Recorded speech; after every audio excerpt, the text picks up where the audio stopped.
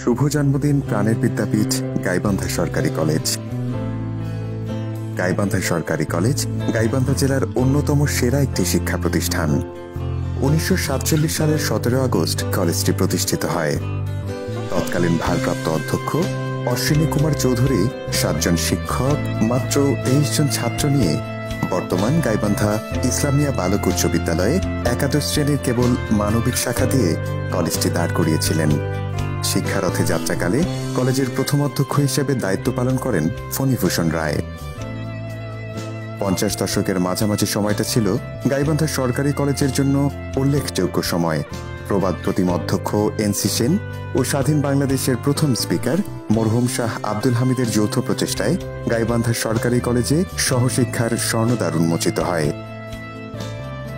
1980 সালের 1 মার্চ কলেজটি জাতীয়করণ হয়। এ সময় ভারপ্রাপ্ত অধ্যক্ষ হিসেবে